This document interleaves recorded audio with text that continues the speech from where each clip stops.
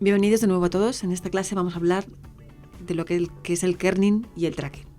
Es importante saber valorar el correcto espaciado de los caracteres. No solamente es vital cuando componemos textos con ellos, sino también en el caso del trabajo con logotipos o textos grandes como titulares y destacados. Porque el trabajo tipográfico no solo consiste en saber elegir la tipografía adecuada y aplicarla, sino trabajar bien los espacios entre las palabras, entre las letras y entre las líneas, ¿no?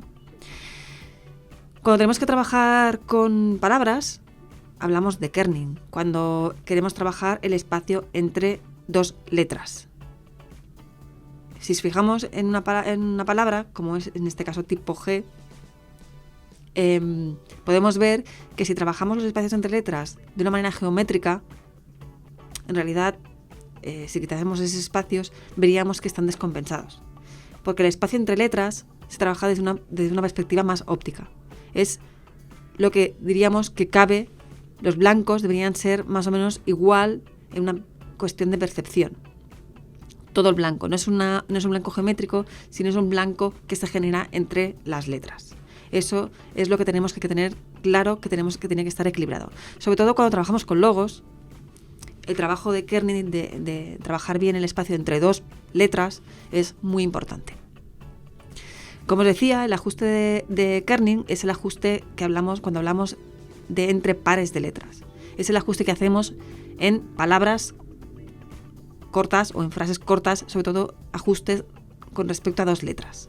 En este caso, aquí deberíamos hacer un ajuste porque está muy separado y lo juntamos para arreglar el kerning. Aquí también, y abajo ya lo hemos solucionado. En el caso de este logotipo, por ejemplo, tiene un problema de kerning entre la A y la Y.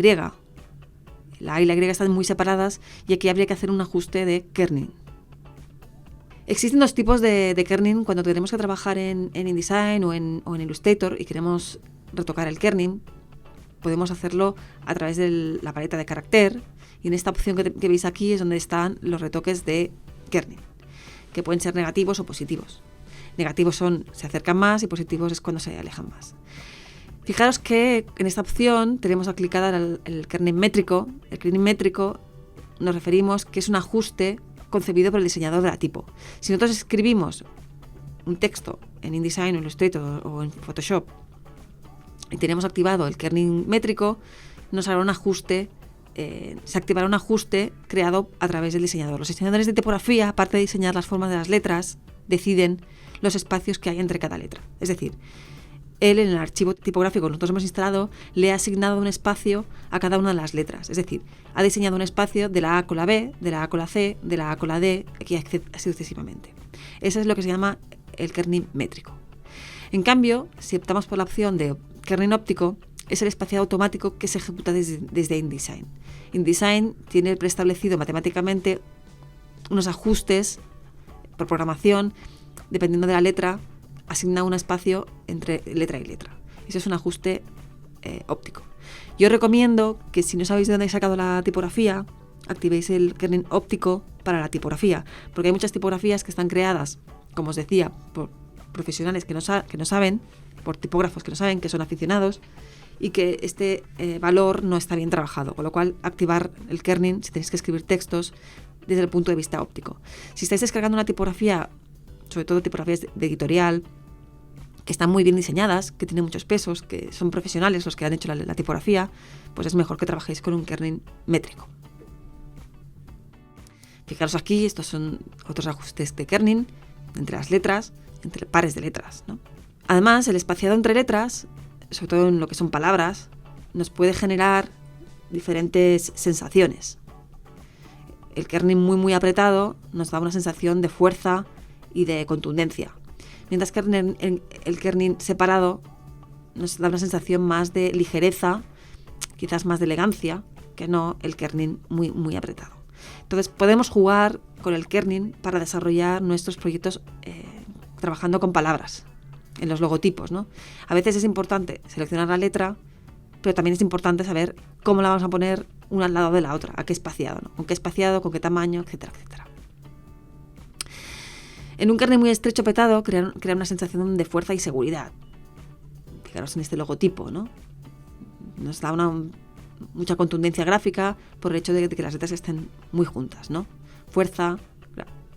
Mucha más fuerza gráfica, ¿no? En cambio, en un kerning suelto crea una sensación airosa, fresca, divertida y relajada, ¿no? También una sensación más agradable, más elegante, ¿no? Aquí tenemos un ejemplo. Aquí, en este caso, que son solo 3 letras, pues es mejor trabajar con un kerning más separado. ¿Y qué es el tracking, no? ¿Qué diferencia hay entre el kerning y el tracking? El tracking es el ajuste del espacio entre letras, entre muchas letras. Es lo que hablamos del ajuste de textos más largos. Ya no hablamos de palabras, sino de textos. Podemos tener un tracking positivo, podemos tener un tracking normal o podemos trabajar con tracking negativo. Yo cuando maquetéis textos, que a veces, según con qué tipografía trabajemos o el tipo de composición que hagamos, a veces tenemos que tocar el tracking porque necesitamos añadir una línea más o porque necesitamos reducir una línea de un párrafo. Pues yo recomiendo que no trabajéis con tracking ni positivo ni negativo mayor de 30, porque ya da unas sensaciones, exageraremos los espaciados, tanto negativamente como positivamente, y connotaremos algo más que solo un texto maquetado para leer. Fijaros que dependiendo de la tipografía, si es una tipografía con serif o una tipografía sans serif, o si es una tipografía con una altura X muy grande, con un ojo muy grande, etcétera, etcétera, pues deberemos, si queremos trabajar con el tracking, pues miraremos qué es la opción más adecuada al ojo. No hay una matemática que nos diga cuál es la opción que tenemos que trabajar de una manera estándar. El tracking neutro sería algo así, es trabajar con punto cero. El negativo es apretar. Normalmente cuando trabajamos con textos grandes, como titulares, destacados que son bastante grandes, siempre es mejor trabajar con un tracking negativo. Hay que apretar un poco el texto. En definitiva, los ajustes de kerning y tracking hay que hacerlos en logotipos, los de kerning, para influir de alguna manera en cómo se percibe la marca. En los cuerpos grandes siempre hay que compensar los espacios y mejorar la legibilidad, por lo tanto siempre hay que tocar el tracking. Acordaros que en los cuerpos grandes siempre hay que tocar el tracking, juntar un poquito más las letras, reduciendo el espacio entre ellas. En áreas donde los textos o las frases simples necesitan tener un mayor impacto, también es mejor trabajar con el tracking, por ejemplo, en los botones de la página web, el call to action, ¿no?, que decimos, y con titulares donde compongamos en mayúsculas. Si trabajamos con mayúsculas, siempre tendremos que tocar el tracking porque necesita un tracking negativo. Pues en la próxima clase vamos a ver cómo trabajamos con el lettering.